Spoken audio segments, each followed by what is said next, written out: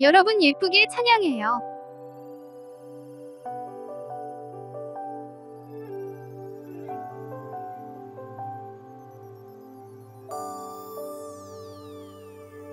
어두운 밤에도 나를 이끄시는 주, 나의 영혼이 주를 찬양합니다. 나의 갈 길을 내게 보이시는 주, 나의 영혼이 주를 찬양합니다. 나의 힘이 되신 여호와여, 내가 주를 사랑하나이다.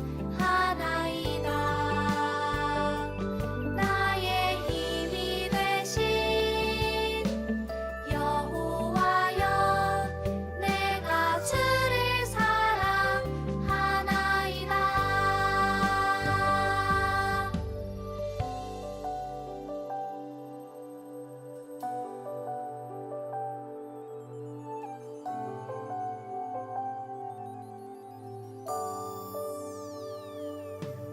어두운 밤에도 나를 이끄시는 주, 나의 영혼이 주를 찬양합니다.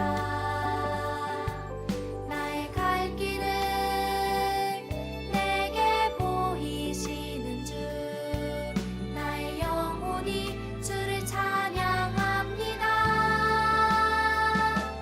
나의 힘이 되신 여호와여, 내가 주를 사랑하나이다.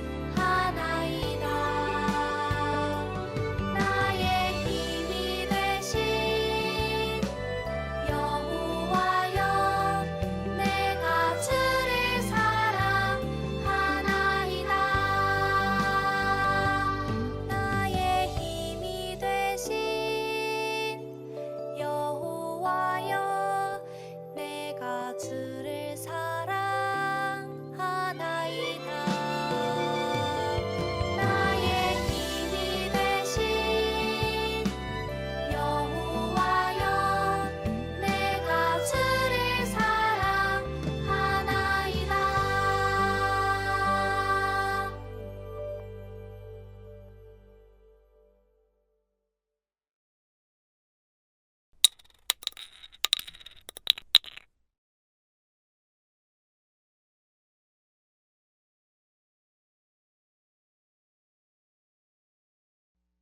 포로 생활을 마치고 돌아온 사람은 이러합니다. 그들은 바빌로니아 왕 느부갓네살이 통치할 때 바빌론으로 사로잡혀간 사람들이었습니다.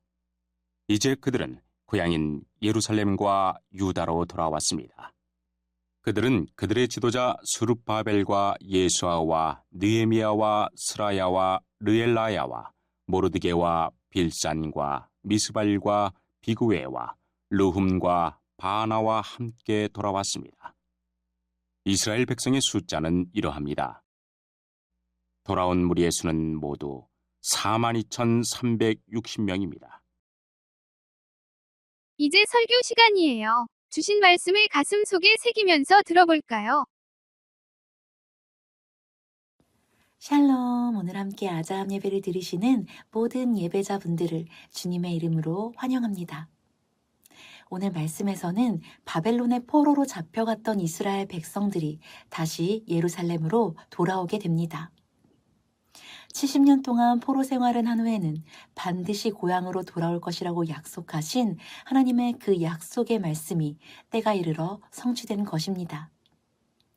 때가 되자 하나님은 고레스 왕의 마음을 움직이셨고 고레스 왕의 칙령에 따른 많은 도움과 후원을 받으면서 42,360명의 이스라엘 백성들이 예루살렘으로 귀환하게 되었습니다.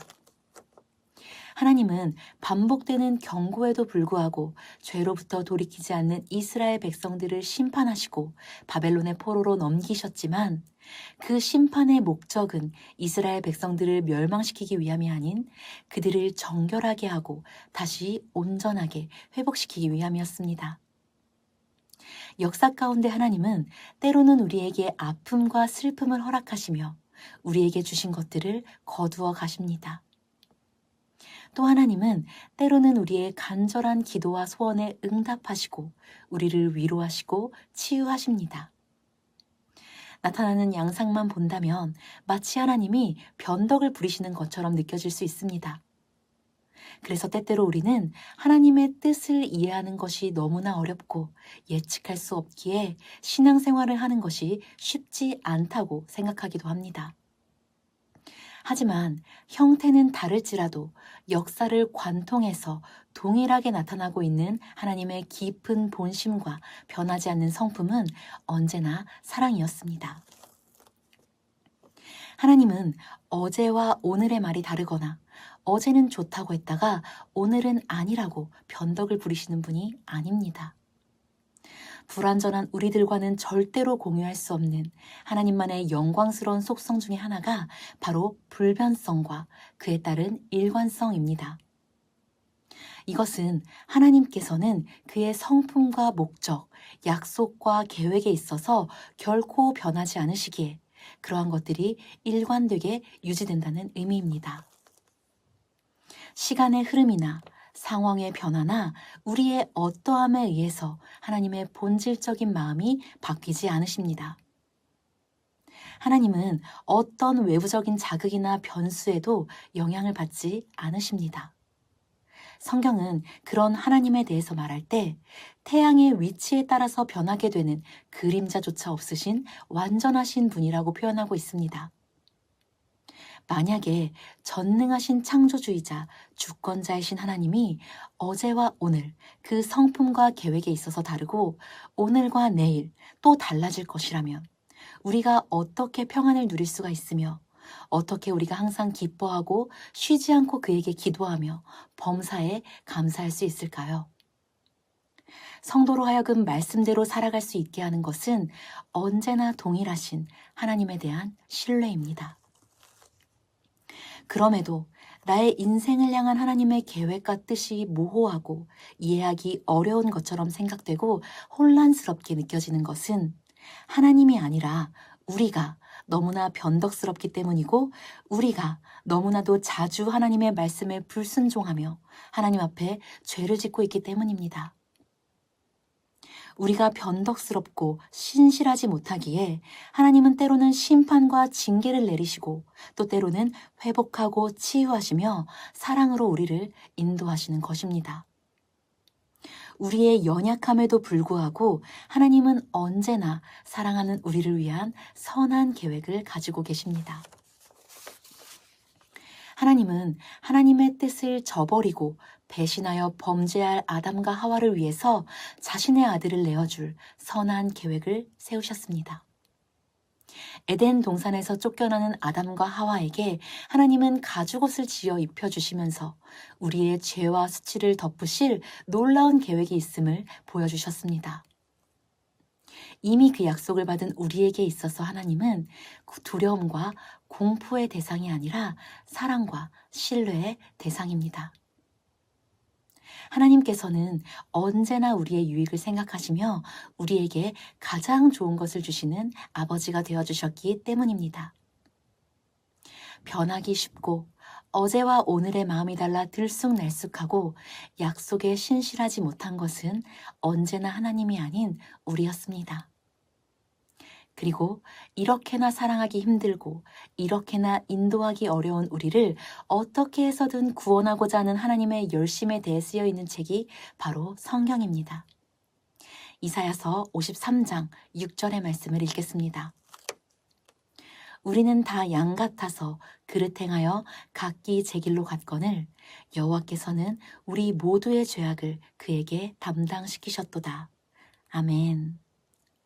우리의 무지함과 우리의 연약함에도 불구하고 하나님은 오늘도 사랑하는 우리를 위한 선한 계획과 목적을 포기하지 않으십니다. 실패와 실수로 가득한 이 모든 인생의 여정을 통해서 우리는 하나님을 더욱 깊이 알게 될 것이고 예수 그리스도를 더욱 많이 닮아갈 것입니다. 그렇게 주님께서 약속하신 아름다운 구원을 이루어갈 것입니다. 불완전하기에 후회도 많고 아쉬움도 많은 우리의 인생이지만 그리스도 안에서 하나님이 예비하신 가장 좋은 미래가 우리를 기다리고 있습니다. 그 소망 가운데 기뻐하며 오늘을 살아가시는 모든 오늘의 교회 성도님들이 되시기를 주님의 이름으로 축복합니다. 그럼 기도하겠습니다. 하나님 아버지 감사합니다. 오늘도 사랑으로 우리를 인도하시는 하나님의 본심을 신뢰합니다.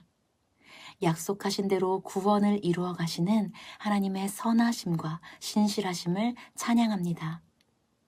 우리가 인생의 여러 가지 사건들을 마주할 때 하나님을 향한 믿음으로 반응하며 넉넉히 승리하는 삶을 살아가게 하여 주시옵소서. 감사드리며 예수 그리스도의 이름으로 기도드립니다.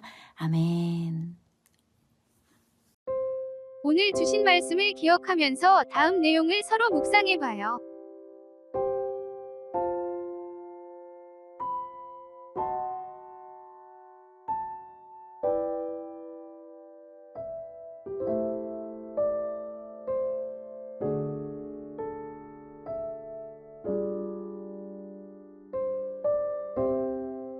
이제 주님께서 주신 기도로 예배를 마치겠습니다.